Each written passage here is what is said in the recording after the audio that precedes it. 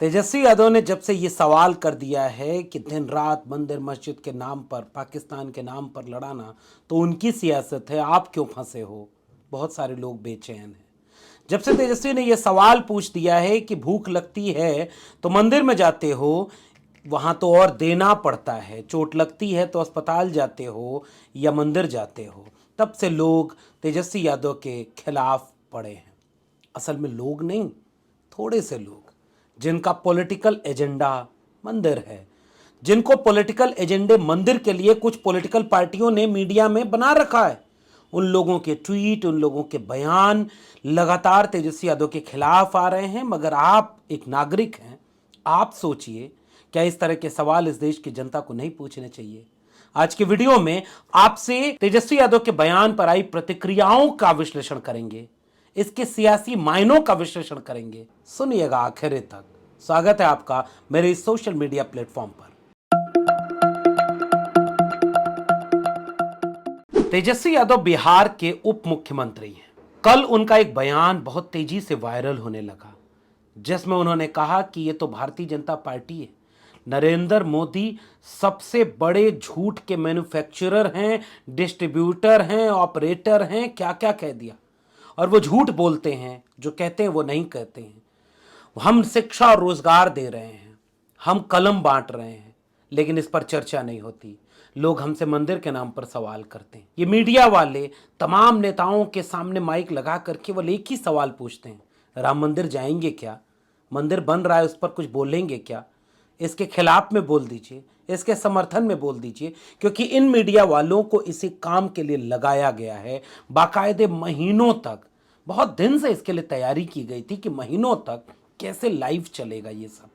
क्योंकि अगर विपक्षी दल के नेता राम मंदिर या अयोध्या के खिलाफ बोलें तो भी बीजेपी का फायदा करवाया जा सके, और अगर समर्थन में बोलें तो भी इसका फायदा और क्रेडिट बीजेपी को ही दिया जा सके।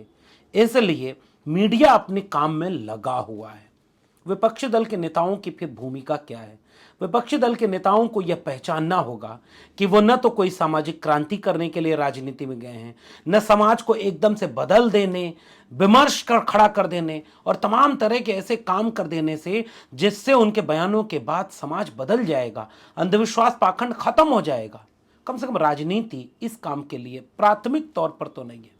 राजनीति का सीधा सा फॉर्मूला है, आप नेता हैं, किसी पार्टी के हैं, उस पार्टी के एजेंडे को आम जनता तक ले जाइए, उस पार्टी के वोट बैंक में इजाफा करिए, लोगों के बीच उस पार्टी को लेकर भरोसा पैदा करिए, अपनी पार्टी को चुनाव जितवाइए, ताकि वो जब सरकार में आए तो ऐसे काम करे जो आपके विचारधारा और एजेंडे के मुताबिक हो। आप लोगों के जीवन को बदलने के फैसले लीजिए, आप अपने दस्तखत से ऐसे काम कर दीजिए कि समाज आपके विचार के मुताबिक बदलने लगे। बीजेपी बिल्कुल यही नहीं करती। उसने झूठ बोला था कि 2 करोड़ रोजगार देंगे, वरना 10 साल में 20 करोड़ रोजगार का आंकड़ा पब्लिक के बीच रखकर चुनाव लड़ती। उसने झूठ बोला था कि 15 लाख हर अकाउंट में आ जाएंगे, स्मार्ट सिटी स्मार्ट गांव बन जाएंगे, बुलेट ट्रेन चल जाएगी, 2022 तक हर सर के ऊपर एक छत मिल जाएगी, सबके पास अपना एक पक्का मकान होगा। उसने झूठ बोला था कि 2022 तक किसानों की आय दुगनी हो जाएगी। उसने झूठ बोला था कि हमको वोट दोगे तो हम पेट्रोल और डीजल 35 रुपए में बेचेंगे। उसने झूठ बोला था कि हम आपके अच्छे दिन लाएंगे, क्योंकि इसमें से कोई काम उन्होंने नहीं किया। लेकिन उन्होंने सच बोला था अपने वोटरों के लिए, हम आएंगे तो मंदिर वहीं बनाएंगे, बना दिया। ये होती है विचारधारा के लिए कमिटमेंट। हर आदमी में होते हैं 10-20 आदमी, जिसको भी देखना हो कई बार देखना। केवल मंदिर के नाम पर वोट नहीं मिल सकता था, इसलिए रोजगार पर भी झूठ बोला गया, शिक्षा पर बोला गया, अच्छे दिन लाने पर बोला गया, लेकिन अपने लोगों के एजेंडे को डाइल्यूट नहीं किया गया। आज वो अपने एजेंडे पर चुनाव लड़ने जा रहे हैं। उन्होंने बोला था मंदिर वहीं बनाएंगे, उन्होंने मंदिर वहीं बनवा दिया। जी हां, उन्होंने ही बनवाया है, जनता यही समझती है। उन्होंने बोला था कि 370 हटाएंगे, उनकी जनता, उनका वोटर, उनके लोग बाकायदे ये मानते हैं कि हां, उन्होंने हटा दिया 370। उन्होंने लगा दिया ठिकाने बहुत सारे लोगों का दिमाग, उन्होंने कस दिया है बोल्ट, उन्होंने दुरुस्त कर दिया है सब कुछ, उन्होंने खत्म कर दिया आरक्षण। ये उनका कोर एजेंडा था। वो अपने कोर एजेंडे के वोटरों को बढ़ाने के लिए उस झूठ को बोले जो शिक्षा और रोजगार पर था, वह बातें बोले जो अच्छे दिन लाने पर थे। इससे उनका वोट बैंक में इजाफा हो गया। वो सरकार में आए और सरकार में आने के बाद उनके संगठनों ने वो सारे एजेंडे पूरे किए जो उनकी विचारधारा के थे, और जिन्होंने झूठ पर यकीन किया था उनको इतना कमजोर और बेबस कर दिया कि अब उनके पास कोई चारा ही नहीं है उन्हीं पर यकीन करने के अलावा। यह है राजनीति। और उनके झूठ को सच बनाकर पेश करने के लिए उनके पास टेलीविजन चैनल खरीद कर दे दिया गया था। उनके झूठ को गांव गांव पहुंचाने के लिए उनके हजारों अनुषांगिक संगठन के लोग हैं। वो गांव गांव जाते हैं, वो झूठ फैलाते हैं। जनता उस झूठ को सच मानती है क्योंकि दूसरे लोग अब गांव नहीं जाते। वो दूर बैठ करके इस बात का इंतजार करते हैं, अगर जनता इनसे परेशान होगी तो हमें ही चुनेगी। ऐसे हो गई है राजनीति। इसलिए राजनेताओं से साफ मेरा कहना है कि आपके पास जब ये सब नहीं है तो अपना विचार केंद्र में है, उस विचार को इस भाषा में गांव तक पहुंचाइए कि उसके झूठ से किनारे होके कुछ वोटर आपको वोट देना शुरू करें। यह है राजनीति।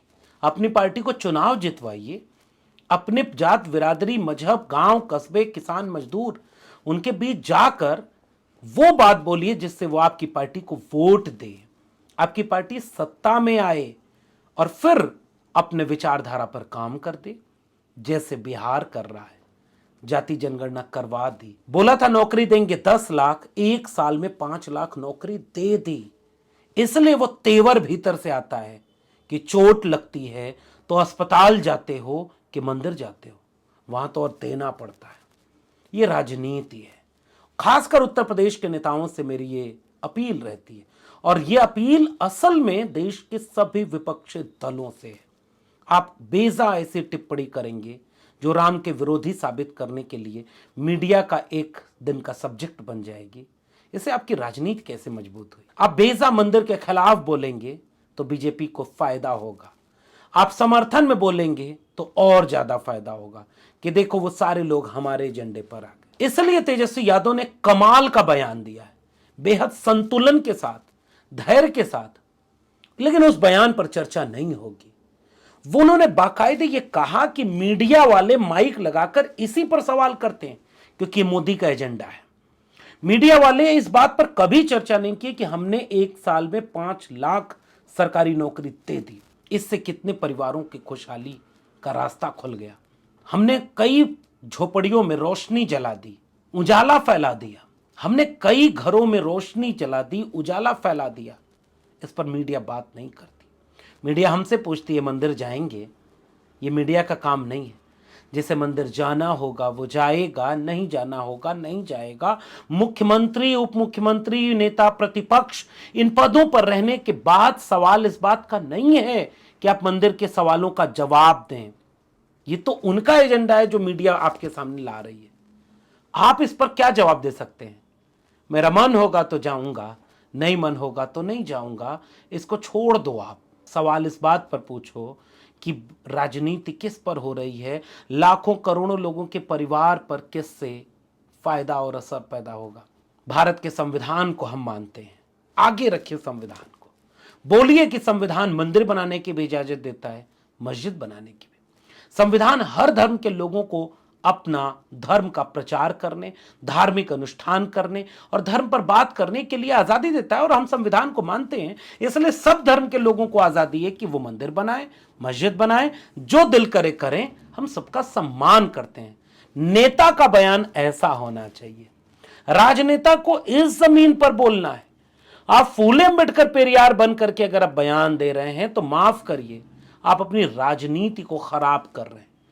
आप वो बयान दीजिए जिससे आप सरकार में आए और अपने कलम से अपने इलाके में फूले अम्बेडकर पेरियार के विचार को लागू कर दीजिए। राजनीति ये होनी चाहिए, और तेजस्वी यादव वो कर रहे हैं। इसीलिए तेजस्वी यादव के ऊपर ईडी और सीबीआई है। इसीलिए तेजस्वी यादव के ऊपर वैचारिक हमला किया जा रहा है। अच्छा, जब मंदिर की बात आई तो तुमको स्कूल कॉलेज हॉस्पिटल याद आने लगते हैं, दूसरे धर्म पर क्यों नहीं बोलते? फंस जाओगे आप यहां, क्योंकि आप अपने पिच पर उन्हें खींच लाए।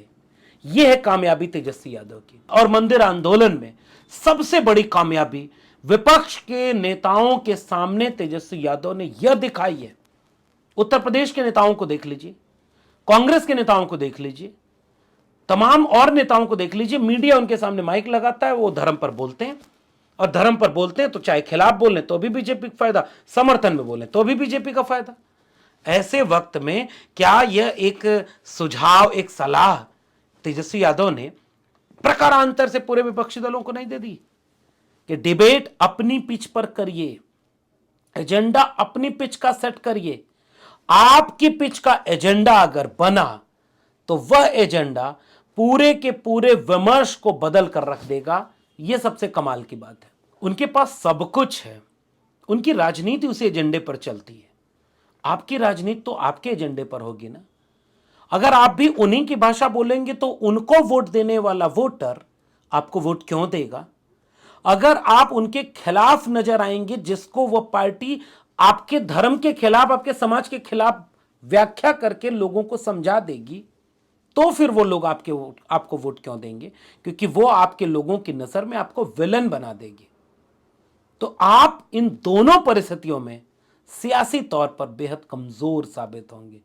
इसलिए सबसे बड़ी सियासत यही है कि आप अपने पॉलिटिकल नैरेटिव को, आप अपने एजेंडे को प्लेस करिए, शिक्षा के एजेंडे को, रोजगार के एजेंडे को, जाति जनगणना के एजेंडे को, महंगाई बेरोजगारी के एजेंडे को। एक दिन आएगा, देखिएगा, अगर आपके लोग गांव गांव पहुंचे तो आपका विचार उनके विचार के सामने जीतता हुआ नजर आएगा। और तेजस्वी यादव के इस बयान का यही पैगाम था। और कल्पना करिए कि वह बयान इस बात के लिए चर्चा में नहीं आया, चाहे बीजेपी के नेता सुशील कुमार शिंदे हों, जैसे कुछ नेताओं को बीजेपी ने हर राज्य में, केवल कुछ नेता तो शायद इसी काम के लिए अपॉइंट कर दिए गए हैं कि वो कुछ नेताओं का चरित्र हनन करें, उनके ऊपर टिप्पणी करें, उनके ऊपर बेजा अपशब्द बोलें और तमाम तरह के काम करें। वो काम वो कर रहे हैं। इस तरह के बयानों को कोई गंभीरता से लेना भी नहीं चाहिए और इस पर कोई बात नहीं करनी चाहिए। मीडिया के बैठे एंकर, ऐसा लगता है कि अब विवेक खत्म हो गया। प्रोफेसरों में अब इस बात का विवेक नहीं बचा कि विश्वविद्यालय के प्रोफेसर दो चार लेख तो लिख दें कि यह पूरा संस्कृति का इतिहास ये है, धर्म का इतिहास ये है। बुद्धिजीवी, सामाजिक कार्यकर्ता, साहित्यकार, कवि, आलोचक, प्रोफेसर, ऐसा लगता है कि सब खामोश हो गए या सब उन्हीं के रंग में रंग गए। यह सबसे खतरनाक समय है। अब कौन पूछता है 300 रामायण ए के रामानुजन ने क्यों लिखी? कौन इस पर डिबेट करेगा कि वाल्मीकि रामायण के राम शंभुक का वध करते हैं और रामचरितमानस के राम शंभुक का वध नहीं करते हैं? ऐसा कैसे हुआ? इस पर अब कोई लेख भी नहीं लिखना चाहता, कोई बोलना नहीं चाहता, क्योंकि आपको तुरंत रामद्रोही और राम के खिलाफ, धर्म विरोधी सब कुछ घोषित कर दिया जाएगा। और लोग डर गए हैं कि उनको कुछ घोषित न कर दिया जाए, इसलिए सच बोलना छोड़ दिए। तो प्रोफेसरों के लेख अब नहीं आते, वो सब चुपचाप लचकदार कमल लेकर संघम शरणम गच्छामि हो चुके हैं। और हमारे जैसे लोगों को तो नौकरी से निकाल ही दिया। कम से कम मैं तो बोल रहा हूं, बाकी लोग कहां खड़े हैं? देश के विश्वविद्यालयों को क्या हो गया? सब गुलाम बने चुपचाप। वो लोग जो हिंदी साहित्य का इतिहास पढ़ाते हैं, वो लोग जो संस्कृति और सभ्यता, समाज, धर्म की किताबों को पढ़ते और जानते हैं, वो अब कम से कम सच नहीं बोल सकते, क्योंकि उनको भी डर लग गया केस मुकदमों से, जेल जाने से। अब उनके लिए भी वो एंकर तैयार करके रोज टेलीविजन पर बिठा दिए हैं, बाहें चढ़ा के वो जिस गुस्से और उत्तेजना में अब बात कर रहे हैं, क्या मजाल। एक अक्षर राम के बारे में उन्होंने कायदे से पढ़ा नहीं है और वो सबसे हिसाब ले रहे हैं, कौन राम राज्य के पक्ष में, कौन खिलाफ है। ये सबसे बड़ा खतरा पूरे समाज के विवेक के सामने उपस्थित हो गया। ऐसे एंकर, ऐसे टीवी चैनल जिनके हाथ में ऐसा लगता है कि धनुष बाण अगर होती तो वही नरसंहार कर देते, जो लोग भी सवाल पूछ रहे हैं, जबकि सवाल इस देश का विमर्श का हिस्सा है।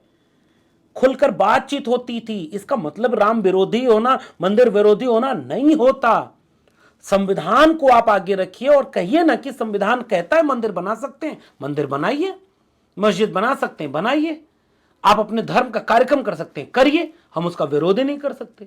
लेकिन हम इतिहास पर, साहित्य पर, बुद्धि के तर्क के साथ बात तो करें, इतनी तो गुंजाइश रहे। लेकिन अब कोई नहीं बोलता। ऐसे वक्त में तेजस्वी यादव ने कितने संयम के साथ, कितने तार्किकता के साथ, अपने एजेंडे को केंद्र में रखते हुए, बिना किसी के धर्म और मंदिर के ऊपर कोई बेजा टिप्पणी कर करके अपने खिलाफ कोई जनमत नाराज नहीं करते हैं। इसलिए मुझे यह लगता है कि तेजस्वी यादव के इस बयान से सभी विपक्षी दलों के नेताओं को बहुत गहराई से एक बात विचार करनी चाहिए।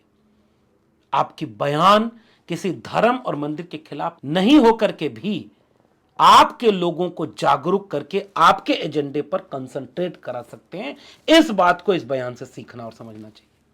और इस बयान के आधार पर जनता के बीच आप जाइए और दिखाइए कि कैसे मीडिया इसके भी खिलाफ खड़ा हो गया, कैसे तेजस्वी यादव की छवि खराब करने की कोशिश की जा रही है। जनता इतनी भी मूर्ख तो नहीं होगी। मुझे जनता के विवेक पर भरोसा है, शायद आपको भी होगा। आपका क्या मानना है नीचे कमेंट बॉक्स में बताइएगा।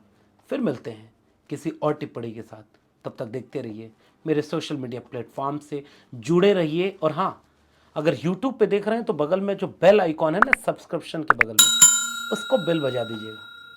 ये घंटा बजाइए, आपको ज्ञान, विवेक और विश्लेषण मिलता रहेगा।